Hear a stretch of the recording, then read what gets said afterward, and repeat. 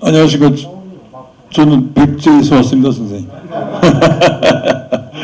예, 충청남도 홍성이 제 고향입니다. 그리고 저는 그 대전에 있었던 충청남도청에서 근무를 하고 또 얼마 전까지 홍성으로 이전한 충청남도청에서 심대평 지사님 말밀 때부터 그래서 안희정 지사님, 그 다음에 우리 양순 지사님하고 쭉 같이 이렇게 일을 해왔고, 현재는 이제 세종시로 옮겨와서 새로운 미래 전략 수도를 지금 우리 최민호 시장님하고 같이 이렇게 하고 있고, 오늘 뭐 일본 얘기 나오고 공무원 얘기 나오고 조금 제가 여기 있어서 어떤 상황인가 좀 기분 좀 그렇고요. 저는 이제 자치과 같은 것은 해본 적이 없고 국제부서 주로 이제 통상이나 무역 쪽을 했기 때문에 그 부분은 아니지만은 그래도 지금 말씀하시는 주민참여 예산제라든지 이런 지금 이 주민 자치 이 자체가 저희들이 봤을 때는 이제 광역에서 있었기 때문에 제가 직접적으로 거기에 관여하거나 뭐 이러고는 하지는 않았지만은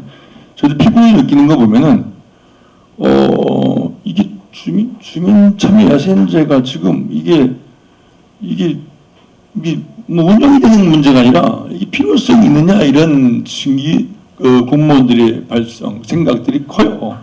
그런데 이제 이게 잘 아시다시피 박원순 시장님 때 이제 그 브라질의 포르투 알레그레에서 도입을 하기 시작했지 않습니까?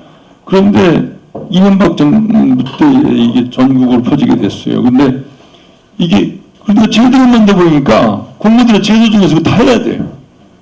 지금 299개 플러스 7개 기초 광역 전부 다 하고 있어요.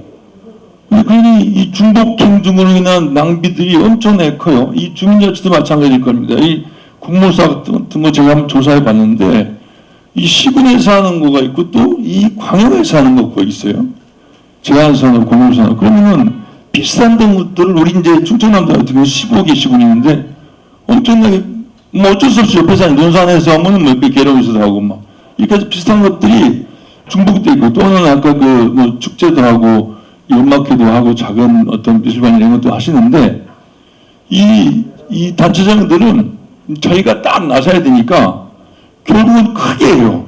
백지문화재다, 뭐 보령모다, 엑스포다, 뭐다, 금산에 뭐다 해가지고 그러면 주민자치에 어떤 게 아무것도 없어져요. 아까 말씀하신 연예인들 3천만 원, 5천만 원 주고 데려와야 사람이 모여. 그래야 자기가 할 말 한다. 근데 그 주민이 생각하고 주민이 또 하고 싶은 소소한 것들이 다 휩쓸려 왔어요. 그러니까 이게 그 공무원이나 제도적인 탓만 할 수 있는 부분이 아니에요. 왜냐, 저기 선생님도 아니 돈이 없어서 저 불러오고 싶은데 못 불러. 잘한 거예요 그게. 왜 부를 필요가 뭐가 있어. 5천만 원 주고 남진 선생이 한 2,500만 원 그러는데 정동훈이가 그랬는데 5천만 원이에요. 그 5천만 원이고 주민자치하는 게 훨씬 낫지 않습니까? 근데 그걸 다 불러와야 사람이 모이는데 누구를 위해서? 주민들을 위한 것 같은데 연예인들을 보려고 하는 주민들이 많이 있겠지만 젊은 애들한테 젊은 사람들하고 그런데 결국엔 그게 쭉 빨려들어서 가장 편하게 사는 자유라는 이름으로 통치하고 있는 자기가 가장 자유를 누리는 한 사람만 위해 사는 게 많단 말이에요. 근데 그걸 가지고 그렇게 해놓고 주민들이 그렇게 해놓고 주민자치하고 싶다고 하는 것도 그것도 저도 아이러니하다.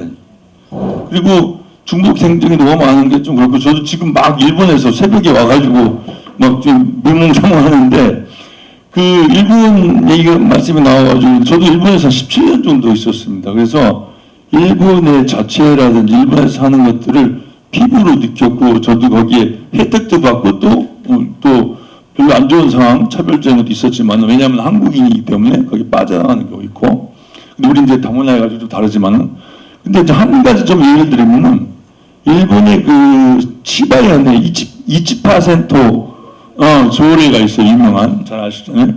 1% 조례가 있는데 이 1%는 예산의 1%를 아예 통수들이 쟁 줘버린 거예요. 그럼 어떻게 했냐면 그 예산은 그냥 뭐 국가에서 받은 예산이 아니라 주민세, 즉 시민세의 1%만 준 거예요. 시민세, 주민세의 1%를 알아서 하라. 근데 지금 조금 아까 우리 선생님 말씀하셨듯이 1%를 주민한테 자율적으로 쓰라. 니네들이 그걸 도로를 깔든지 음악회를 하든지 프로젝트를 정해가지고 당신들이 기획해서 당신을 쓰라. 나중에 영수증 맞춰주면 되니까. 근데 지금 좀 아까 발표하실 때 좀 느낀 것이 뭐냐면 이 주말을 이용해야 되지 않나. 이게 상당히 키포인트예요. 왜냐하면은 우리 서혜자 선생님께서 말씀하셨지만 결국 이 키워드를 봐서는 봉사거든. 봉사와 참여 그리고 예산의 납세자가 낸 걸 우리가 좀 쓰겠다는 건데 당연한 거거든요. 요구하는 건 당연한 거야. 그거를 얻어서 쓰는 게 아니거든. 내 돈으로 나이가 아니라 내 소소한 공동체 커뮤니티를 해서 쓰는 건데 그게 무슨 행정하는 사람한테 야 이것 좀 해줘 뭐 1,000만 이게 구걸할 필요 전혀 없어요. 당당 저도 이제 행정을 쭉 하고 과장도 하고 지금도 여기 세종에 와 있지만 당당하게 요구하라. 당신은 돈입니다. 그런데 이거는 예산은 한정되어 있기 때문에 프라이어티를 정해서 오세요. 그렇게 하는 거예요.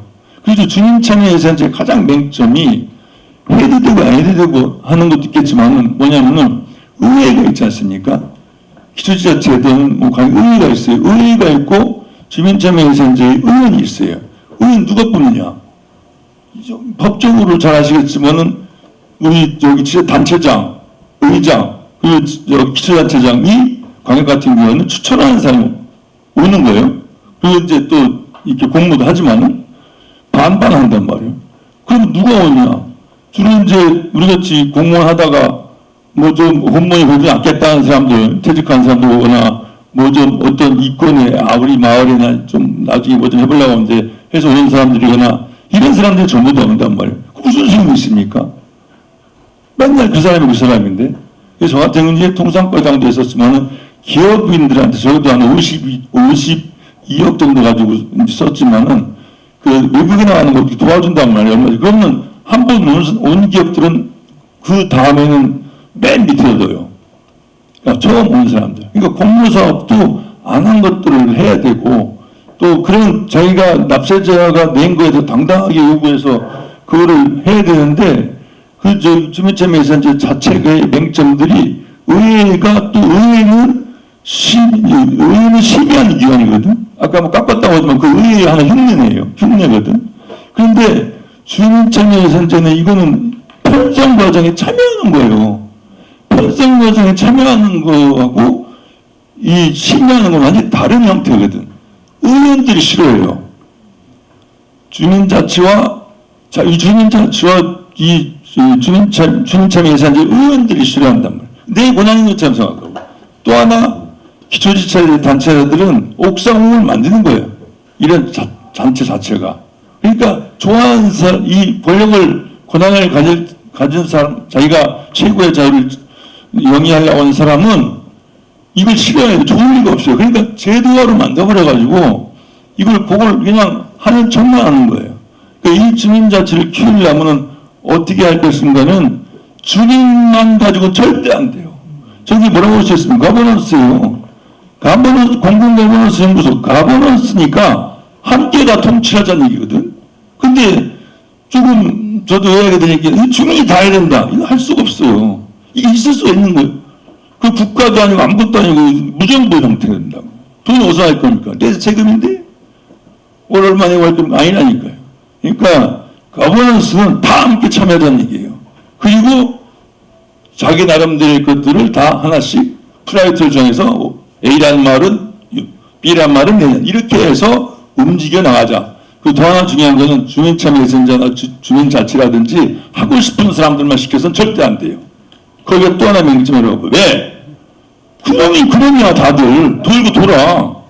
그러면 그놈이 하는 거 아니에요? 할 사람이 없어서 아무도 없어서 그렇게 하면 절대 안 돼요.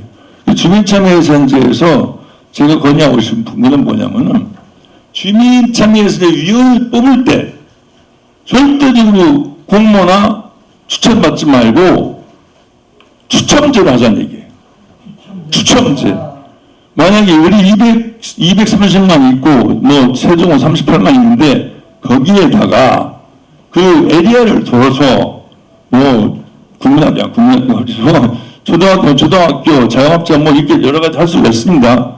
근데 그 에리아를 둬서 그게 만약에 100명이 필요하면은 1000명이든 2000명이든 3000명이든 그 사람들을 무작위로 뽑아. 그래가지고 이 사람들한테 할 수 있느냐, 나올 수 있느냐, 용이하겠냐, 돈만 받으면 돼, 개인정보처럼. 그런데 그렇게 해야 됩니다.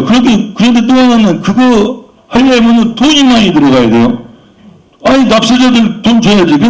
아니 어떤 사람은 하루에 10만 원밖에 못 벌어. 어떤 사람은 100만 원 벌어. 근데 100만 원 사고 싶대. 그러면 이 사람하고 일일주로 돈 줍니까? 저희들이 오면은 공무원 하면서 일일주로 준다고 안 된다는 얘기예요. 10만 원 주는 사람 하루에 10만 원만 주란 말이에요. 100만 원 주는 하루에 100만 원 줘야 돼요. 그거를 일일주로 하는 게 이게 형평이고 이게 공평입니까? 그건 아니죠. 그러니까 모든 걸 스스로 하려고 하지만은 모든 사람들이 참여하고 함께하는 것이 그것이 바로 가버넌스라고 저는 생각을 합니다. 예. 이상. 예. 좋은 말씀. 네, 좋습니다.